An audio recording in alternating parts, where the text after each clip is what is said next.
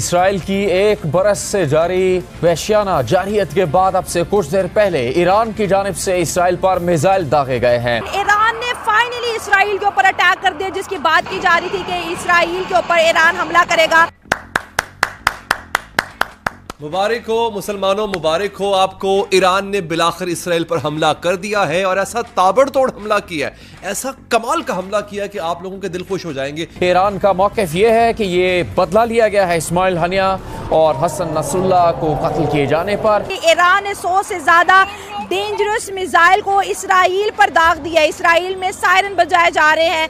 America के अंदर emergency meeting जो है कॉल कर दी गई है। मेरे पास उन वीडियोस का अंबार है। जैसे ही ईरान ने हमला किया उसके बाद एक प्रोपेगेंडा मशीन जो है वो एक्टिवेट होती है और वो प्रोपेगेंडा मशीन क्या कह रही है कि 90% बल्कि 99% जो मिसाइल फेंके थे ईरान ने, उनको आयरन डोम ने यानी इसराइल का जो एयर डिफेंस सिस्टम है उसने उनको इंटरसेप्ट किया है, रोक लिया है। वो एक कहावत तो आपने जरूर सुनी होगी, दिल खुश हो जाएगा। इसराइल की जमीन के ऊपर आज रात जो है ना वो शबे बारात मनाई गई। ईरान की पासदारान इनकलाब की जानिब से बयान जारी किया गया कि अगर इसराइल ने कोई मजीद कार्रवाई की तो उसका भी जवाब दिया जाएगा, जबकि इसराइल का मौक़िफ़ इस सामने आ चुका है कि ईरान को इस हमले की भारी कीमत चुकानी पड़ेगी। और क्या ईरान जो है इसराइल का जवाबी कार्रवाई सह पाएगा, क्योंकि ईरान को लेके एक हैशटैग चल रहा है रेस्ट इन पीस ईरान, क्योंकि इसराइल के पास बहुत ज्यादा स्ट्रॉन्ग एयर डिफेंस सिस्टम है। मोदी साहब ने नेतन्याहू को कॉल की और कहा कि टेररिज्म के लिए हमारी दुनिया में कोई जगह नहीं और इंडिया जो है इसराइल के साथ खड़ा है। भारतीय वज़ीर-ए-आज़म नरेंद्र मोदी ने इसराइली हममनसब नेतन्याहू से टेलीफोनिक गुफ्तगू में लबनान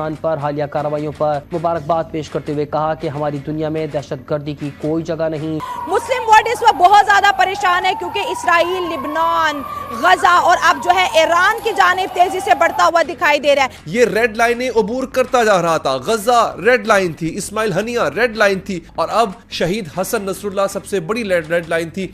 ईरान बराह रास्त इस जंग में कूद पड़ा है। मैं आपको ये बताऊंगा अब आगे चल के क्या होगा, अमेरिका क्या करेगा, ईरान ने अमेरिका को क्या कहा है, अमेरिका ने ईरान को क्या कहा है। अमेरिका इस वक्त ईरान के कितने करीब पहुंच चुका है, ईरान पर बहुत जल्द हमला होने वाला है, क्या ईरान इसके लिए तैयार है। इराक अभी तक अपनी प्रॉक्सी के जरिए लड़ रहा था इजराइल के साथ में, यहाँ तक ठीक था क्योंकि इजराइल वर्सेज आतंकी संगठन थे, कोई मुल्क इन्वॉल्व नहीं था। इराक ने इजराइल के ऊपर ये डायरेक्ट हमला करके अपने मान भाइयों पे जो है वो जुल्म सितम कर रहे थे, ठीक है, हाँ। और उनको जो है जुल्म सितम कर रहे थे और उनके माल जो है उन पे कब्जा किया हुआ था। हाँ। तो वो बहुत ज्यादा खुशी वाली बात है, ऐसा होना चाहिए था। हाँ। और उन्होंने बहुत ही अच्छा इक़दाम उठाया है। ये सुनिएगा जरा,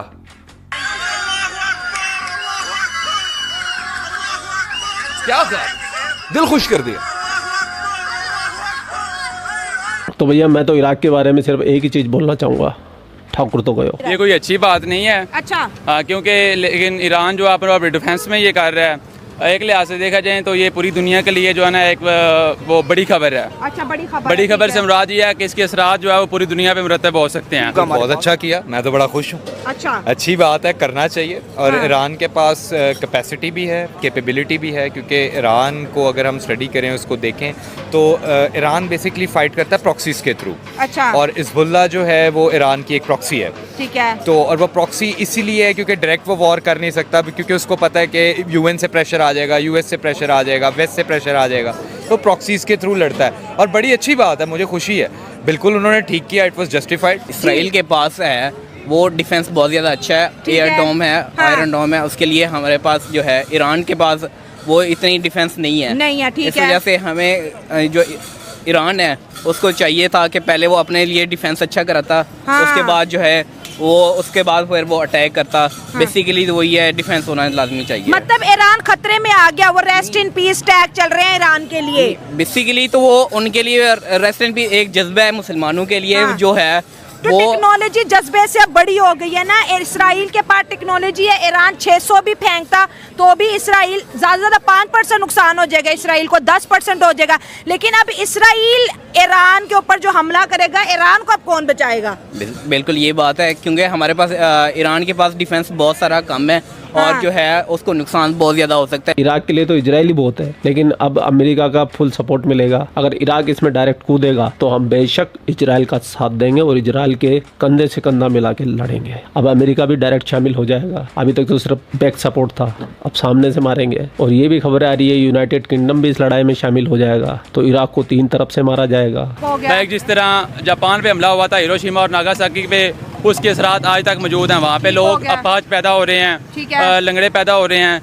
तो ये कोई न्यूक्लियर अटैक थोड़ी है, कोई एटम बम ईरान ने इसराइल पे थोड़ी ना चला। ये तो मिसाइल का अटैक है जो कुछ एरियाज को टारगेट करेगा, उनकी मिलिट्री बेस को टारगेट करेगा। लेकिन ये मिसाइल क्या इसराइल को नुकसान पहुंचा सकते? टेक्नोलॉजी में बहस, एयर डिफेंस में बहस, एयर डिफेंस, उसका एंटी एयर डिफेंस सिस्टम इतना ज्यादा स्ट्रॉन्ग है।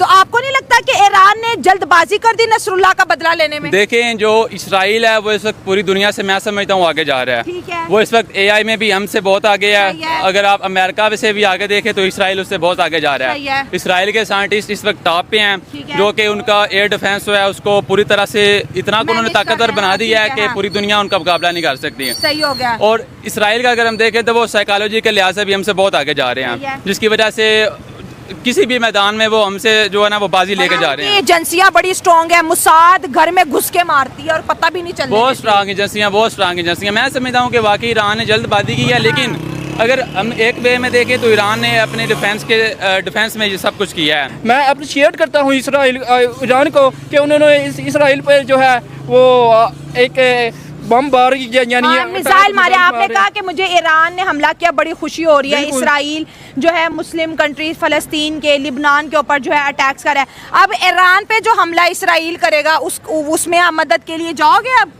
मैं तो नहीं कर जा सकता क्योंकि, लेकिन मैं मेरी हाँ, अगर मुझे गवर्नमेंट की तरफ से कोई इशू, गवर्नमेंट डंकियां लगा के यूरोप जाते तब गवर्नमेंट कहती है। मैं अब नहीं, वो भी मुझे गवर्नमेंट नहीं जाने दी। 1-2 दफा लगाई थी, रास्ते में पकड़ लिया था, पकड़ के फिर वापस ले आए थे। ठीक है, तो यूरोप में अगर मुझे दुनिया अब ईरान के लिए दुआएं मांग रही है कि इसराइल जब आएगा इतने खतरनाक हथियारों से आएगा, ईरान को अब कौन बचाएगा? मुस्लिम कंट्री थोड़े ही है, मुस्लिम कंट्री में पावर भी है। ठीक है, मुस्लिम कंट्री है वो मुस्लिम कंट्री सऊदी अरब है, दुबई, सऊदी अरब है। सऊदी अरब तो आज तक बोला नहीं कुछ। लेकिन जब वो हमला करेगा, वो डिफेंड करने के लिए आएंगे ना अपने भाइयों के साथ, वो अकेले थोड़ी छोड़ेंगे उन्हें। 24 घंटे के अंदर अंदर इसराइल अटैक करेगा। अगर 24 घंटे के अंदर करेगा ना, लेकिन अल्लाह की मदद भी उनके साथ होगी, अल्लाह की मदद साथ होगी तो, लेकिन हम मुसलमान भी उनके साथ होंगे। पहले भी अगर देखा जाए तो ईरान ने इसराइल के ऊपर अटैक किया था, लेकिन इसराइल ने उनके सारे मिसाइल जो थे इसराइली बाउंड्रीज के अंदर आने से पहले ही ख़त्म कर दिए थे। अब ये 100 से ज़्यादा जो है डेंजरस मिसाइल कहा जा रहा है कि इसराइल की तरफ ईरान ने छोड़े हैं। तो इसराइल के पास तो आयरन डोम है, वो तो इतना उसका डिफेंस स्ट्रॉन्ग है कि उसको कोई नुकसान ही नहीं पहुँचा सकता। अच्छा, आपने आयरन डोम का नाम लिया। बेसिकली इसराइल को 3 लेयर्स कवर करती हैं। एंटी एयर डिफेंस है वो, इसके अंदर एक जो है वो एरो एयर डिफेंस सिस्टम है, एक आयरन डोम है और एक डेविड स्लिंग है। ये 3 लेयर्स हैं। अब ये पेनिट्रेट कैसे हुए? ये पेनिट्रेट इसलिए हो गए क्योंकि उन मिसाइलों की तादाद बहुत ज़्यादा थी। जाहिर सी बात है, एक सरफेस टू एयर मिसाइल जो बैटरी है उसके अंदर 16 मिसाइल होंगे, 17 होंगे, 20 होंगे, लेकिन जब 400 रॉकेट आपकी तरफ आ रहा होगा तो I don't think that it is possible कि आप उसे इवेड कर सको या उसको आप डिस्ट्रॉय कर सको। So that is the thing. Iran के पास बाकी कैपेसिटी है, they can strike deep inside Israel. तो टारगेट्स इन्होंने जो सिलेक्ट किए हैं, मैंने देख रहा था, इन्होंने एयर बेसिस को भी टारगेट किया है, इन्होंने इंफ्रास्ट्रक्चर को भी टारगेट किया है। और मुझे जो बड़ी अच्छी बात लगी ईरान की, जो हिजबुल्लाह ने अटैक किया है वहाँ से अपने प्रॉक्सी के थ्रू। कैसे होंगे ईरान का, अब क्या होगा? आपने बड़ा खुश हुआ है कि वाह वाह ईरान ने इसराइल पे अटैक कर दिया। आप पता है पहले 2-3 जो है वो इनकी लीडरशिप जो है उन पे अटैक इन्होंने किया है, हिजबुल्लाह, नसरुल्लाह, उनका उन्होंने बदला लिया। ठीक है, लेकिन दिमाग से लिए ना, इंटेलिजेंस एजेंसीज उनकी मुसाद ने काम किया। पेजर के अंदर उन्होंने बॉम्ब फिट किए हुए थे।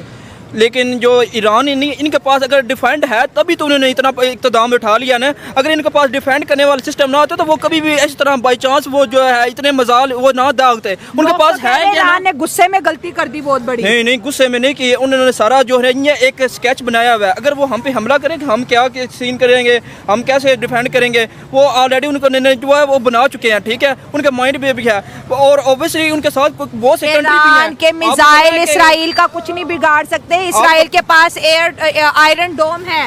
आपको पता है कि इसराइल का वाहिद बाप अमेरिका है और अमेरिका के काफी ज्यादा जो कंट्री है वो उसके खिलाफ है। ठीक है, जो उन्होंने ये नहीं करना कि हम हमारी मुखालफत जो है वो अमेरिका से है, या उन्होंने ये करना है अमेरिका से सपोर्ट कर रहा है, इसी वजह से उन्होंने इनके साथ देना है। तो इतनी हिम्मत नहीं है कि वो इतना। तो क्या पाकिस्तान, अमेरिका, ईरान, इसराइल का साथ देगा? इंडिया, इसराइल, मोदी साहब ने आज नेतन्याहू को कॉल करके कहा कि इसराइल